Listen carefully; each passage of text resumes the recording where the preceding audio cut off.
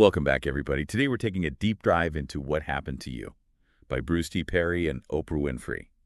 And, you guys send in some excerpts that were really interesting, and it seems like you're really fascinated by how trauma shapes us. Oh, yeah, definitely.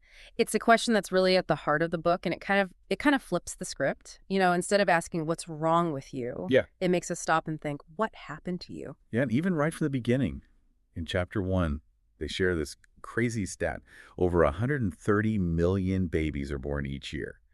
And they all start with this inherent sense of worth, but then their paths just totally diverge based on, what they experience. Right, and it's one of the things that really stood out to me was how early trauma can actually change how our brains develop. And I think that was something that I hadn't really thought about before. Yeah, it's not just like the big, obvious traumatic events.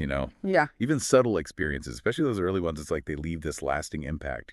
Oh, absolutely. And I think what's wild is that these experiences can shape our reactions without us even consciously remembering them. That's a little creepy, isn't it? It's like, how much of my behavior is coming from things that I don't even remember? It makes you wonder if we are ever really just reacting to, what's happening right now.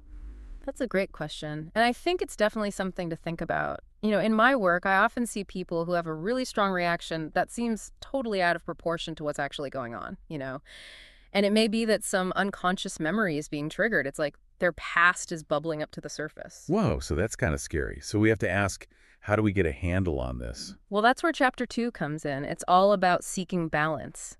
And one thing that really surprised me was the connection between a steady heartbeat and how we regulate our emotions. Oh, yeah. I have to admit, that was a total surprise for me, too. I never thought about it like that. Right. But it actually makes sense when you think about it. A steady heartbeat, it's like this soothing rhythm for our nervous system. But then when your heart's racing, when you feel that panic, it puts your whole system on high alert. It's like your body's saying, danger, danger. Mm. Oprah actually talks about how she had to learn this the hard way. Like, she was pushing herself for years and just ignoring her own needs.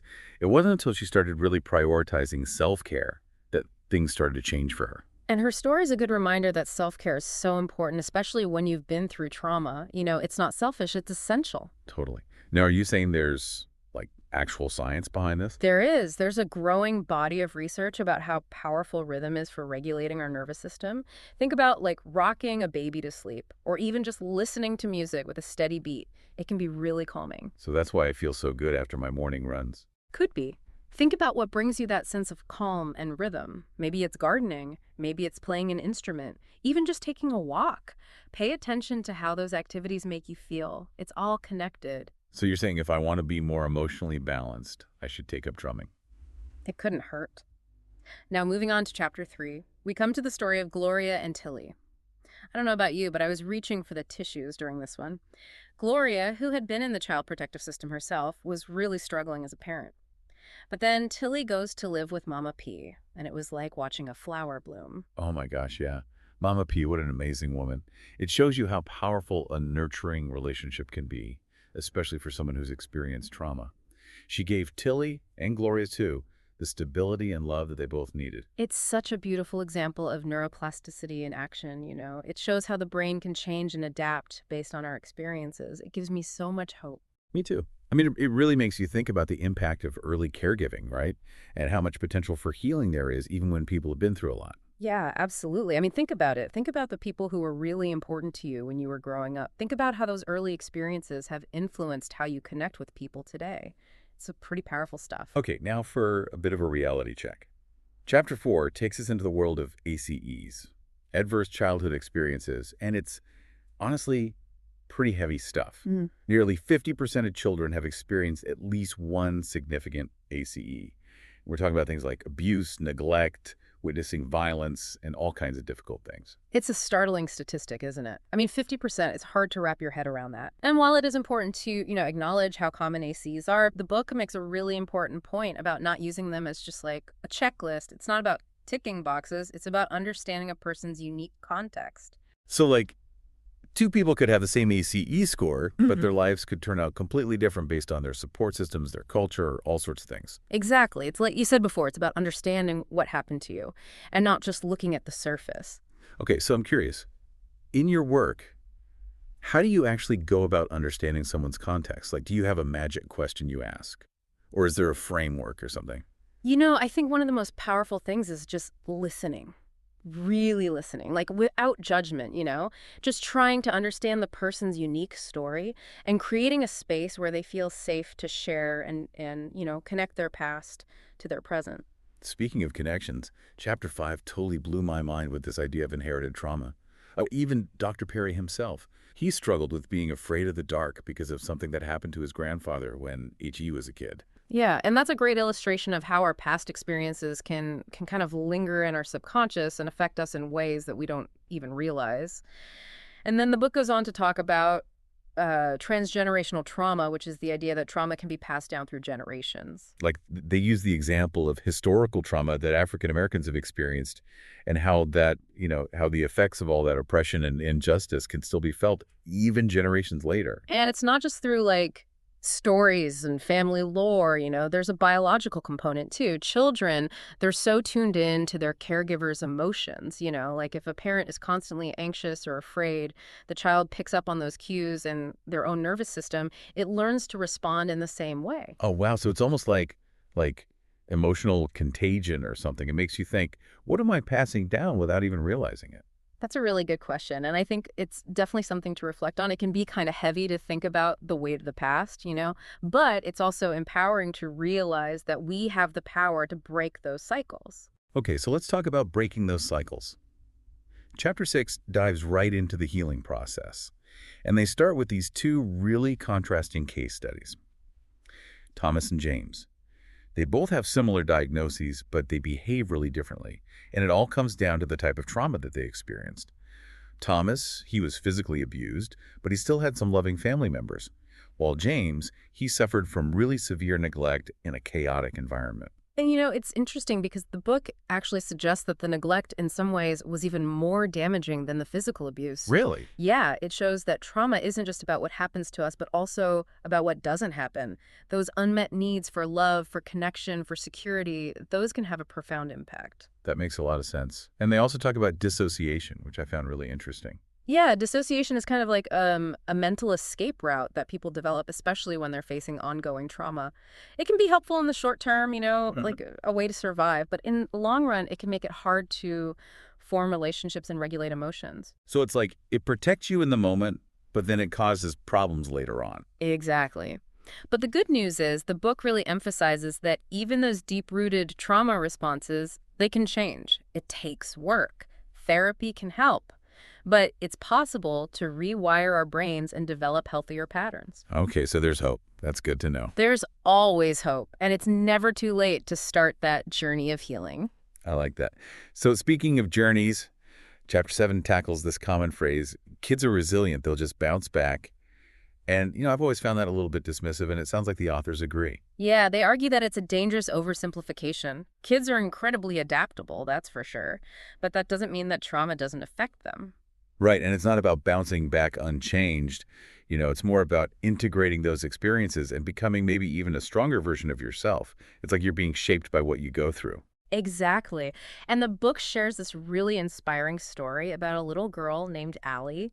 She's been through so much, but she's incredibly resilient. And what's really striking is that her resilience isn't something she was born with. It was something that was nurtured by the loving adults in her life. So it's not about being tough. It's about having a good support system. Exactly. Think about the people and experiences that have helped you develop resilience. Maybe it was a teacher who believed in you, a mentor who guided you, a friend who listened. We build resilience through connection. That's powerful. Okay, so we've talked a lot about individuals, but Chapter 8 shifts gears a bit and starts to look at systems. And we meet Shaka Singhor, who spent 19 years in prison, 7 of those in solitary confinement. His story is just unbelievable. It really is. And what's so inspiring is that he went from being filled with anger and rage to finding peace and purpose through self-reflection and growth. I think what really struck me is how his story connects back to that core question, what happened to you? Because no one ever asked him that. Yeah. They just saw his behavior, labeled him a criminal, and locked him away without stopping to consider the trauma that led him down that path. It's a perfect example of how we often focus on symptoms instead of causes. And it's not just individuals, it happens on a societal level as well. Absolutely. The book talks about how kids in schools are often punished for behaviors that are actually trauma responses. They get labeled as disruptive or defiant, when in reality, they're just trying to cope with really overwhelming feelings. And then there's the whole issue of implicit bias, Hmm. which is something that the book really addresses head on. It's about how our own unconscious biases, shaped by our upbringing and experiences, can influence how we perceive and interact with others. It's a challenging topic, but it's so important to talk about. It's about recognizing that we all have blind spots and that those blind spots can have real-world consequences. So it's not just about individual healing. It's about creating systems that are more equitable and trauma-informed. Systems that actually recognize the impact of trauma and respond with compassion. Exactly. It's about creating a world where everyone feels safe, supported, and empowered to thrive. And that starts with each one of us. Okay, so this is where things get really interesting. Chapter 9 takes us to New Zealand and introduces us to the Maori culture. And Dr. Perry describes his experience visiting a marae, which is their traditional meeting house, and participating in their welcoming ceremony. And he was really struck by their holistic approach to well-being. They really understand that everything is connected. Physical health, mental health, spiritual well-being, social connectedness. It's so different from the way we often think in Western cultures, where everything is compartmentalized. Right, and they have this beautiful word, wanangatanga, which emphasizes the importance of building reciprocal relationships and having a sense of belonging. It's not just about being part of a group, it's about feeling deeply connected and supported by that group. And that's something that I think a lot of us are missing in today's world. We have more ways to connect than ever before, yet so many people feel isolated and lonely. Dr. Perry talks about relational poverty, this idea that we may have material abundance, but we're starving for real connection.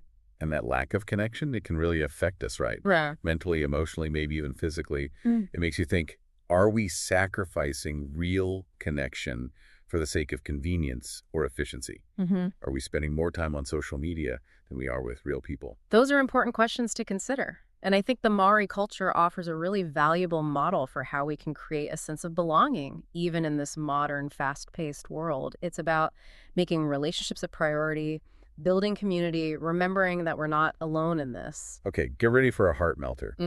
Because chapter 10 starts with Oprah sharing this really personal story about how she was never tucked in as a child. Yeah. It seems like such a small thing, but it really speaks to the nurturing that she missed out on. It does. And it shows how powerful those small acts of care can be.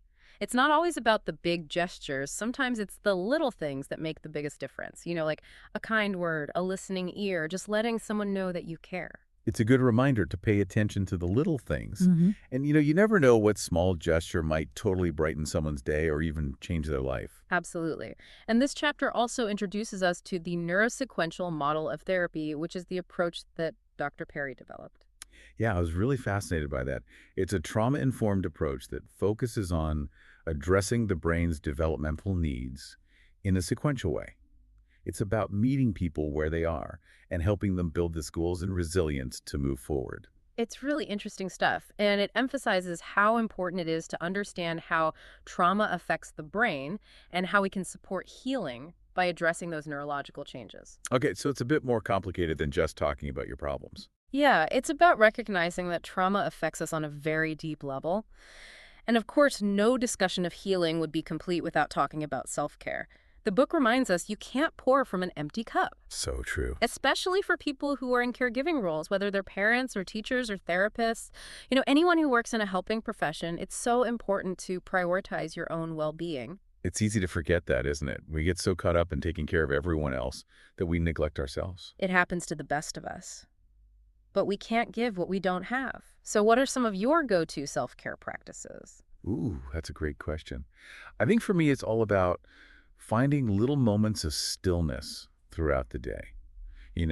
Like taking a few deep breaths, going for a walk in nature, listening to some calming music, just those little moments of peace that help me recharge. I love that. It's not about adding another thing to your to-do list. It's about finding those little moments of peace that can make a big difference. Well, I think we've covered a lot of ground in part 1 of our deep dive into what happened to you. We have, from early experiences and relationships to trauma and healing, and even a little bit about systems and culture.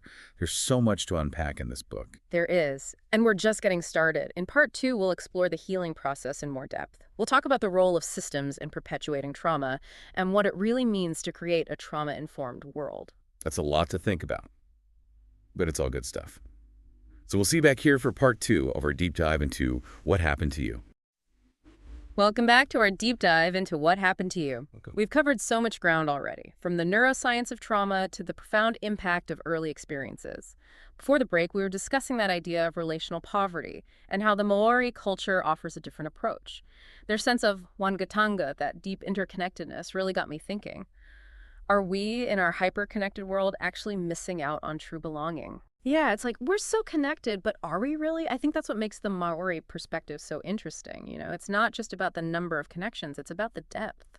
It's about those relationships where you feel truly seen and heard and valued, not just like, a bunch of followers or likes on social media. Exactly. And, it ties back to one of the core messages of the book, right? Shifting from that what's wrong with you to what happened to you. It's so simple, but it feels like a total game changer. Yeah. Like, instead of judging, we're trying to understand. Instead of labeling someone, we're showing compassion and curiosity. Exactly. And that goes for ourselves too. Like, taking the time to really think about our own experiences, especially the tough ones, can help us understand our own, patterns and reactions. It's like we're connecting the dots between our past and our present. And once we understand those connections, we can start to make different choices, right?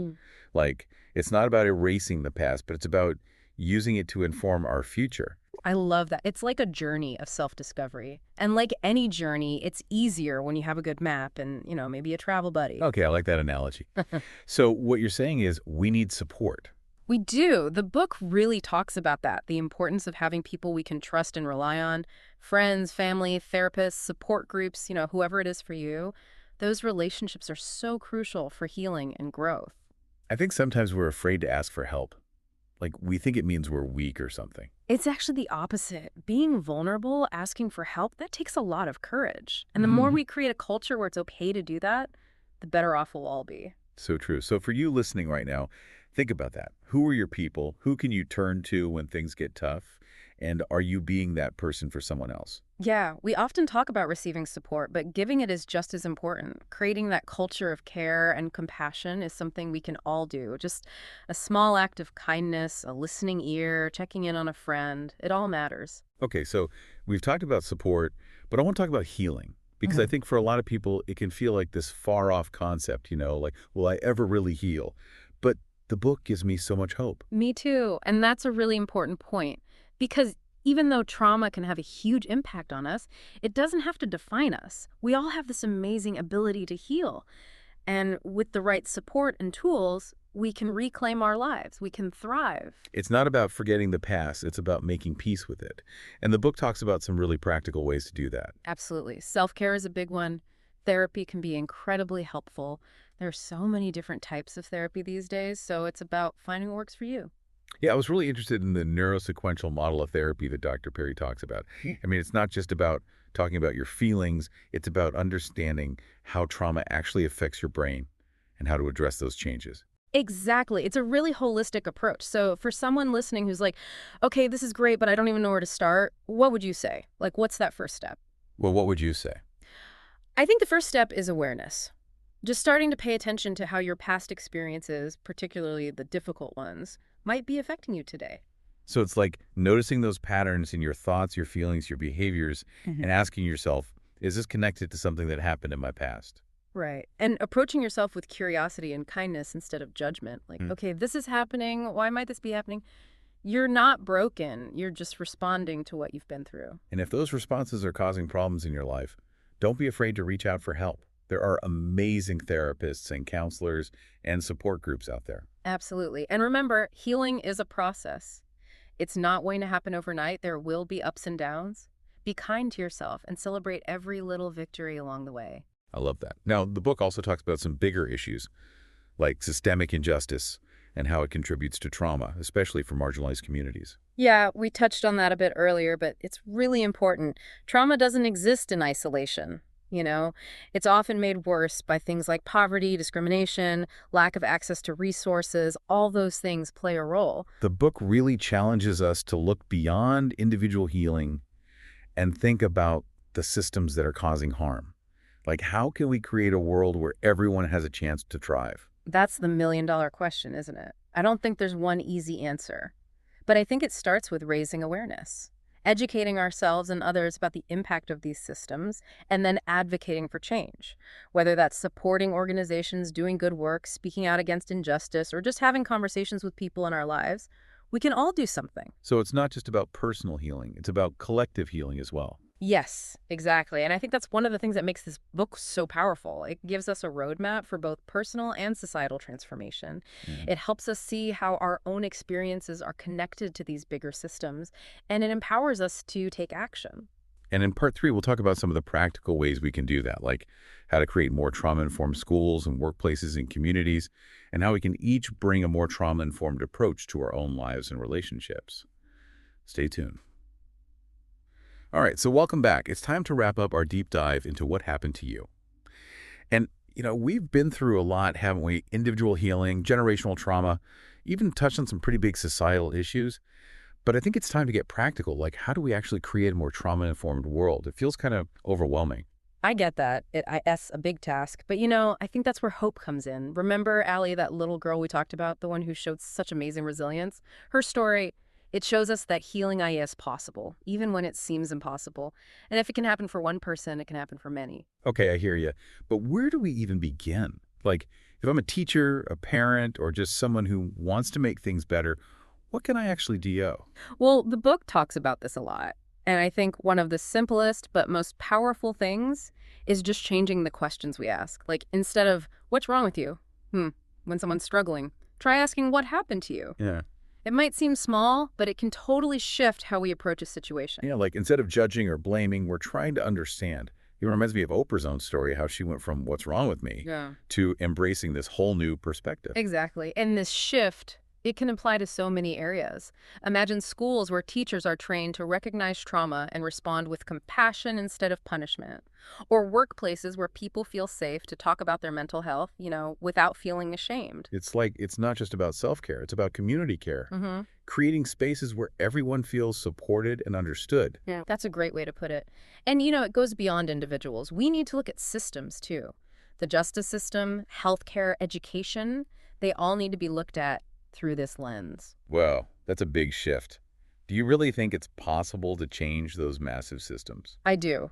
I really do. It's not going to be easy, but I think it starts with awareness, with educating people, with advocating for policies that promote healing and justice. Like, we all have a role to play. So what about those people who feel like, what can I do? I'm just one person. I'd say never underestimate the power of your voice, the power of your actions. Every conversation, every choice we make, it all contributes to creating a better world. Yeah, I like that saying, be the change you wish to see. Exactly. And it's not about being perfect. It's about being willing to learn, to listen, and to just try. A lot of this comes down to empathy, right? Like really trying to understand other people's experiences, even if they're totally different from our own. Totally. And empathy, it's not just about feeling sorry for someone. It's about actively listening, trying to see things from their perspective, acknowledging their pain. It's about connection. So let's get concrete. What can our listeners do right now to make a difference? Well, first, read the book, What Happened to You. It's a great starting point. And there are tons of other resources out there, too. Articles, podcasts, documentaries. Learn as much as you can about trauma. And don't be afraid to talk about it. With your friends, family, colleagues, the more we talk about this stuff, the less stigma there will be. Right. And remember, change starts at home. Like, how are you creating a trauma-informed environment in your own relationships? Are you really listening? Are you validating the people around you? Start there. Those are great questions. Yeah. And if you're in a position of power, whether you're a parent or a teacher or a boss, think about how you can create systems and policies that are trauma-informed. And at the end of the day, sometimes the most powerful thing you can do is just show up for someone who's struggling. Just listen. Offer support. A helping hand. Those small acts of kindness, they really do matter. So it's not about having all the answers. It's about taking action, whatever that looks like for you. Exactly. Every step towards a more trauma-informed world is a step worth taking. Wow, this has been such an incredible conversation. I feel like we've barely scratched the surface, Yeah. but it's given me so much to think about. What about you? Me too. This book, it's been a game changer for me, both personally and professionally, and I really hope our listeners feel the same way. One of the biggest takeaways for me is that healing is possible for individuals, for families, for communities, even for the whole world. It gives me hope. Me too. And if you're feeling inspired, if this conversation has sparked something in you, I encourage you to take that next step, whatever that looks like for you. Read the book, talk to someone, volunteer. There are so many ways to get involved and make a difference. We all have a part to play in creating a more compassionate and just world. And by embracing this "what happened to you" approach, I think we can really start to heal the past and build a brighter future. Thank you so much for joining us on this deep dive into what happened to you. And until next time, keep learning, keep growing, and keep connecting.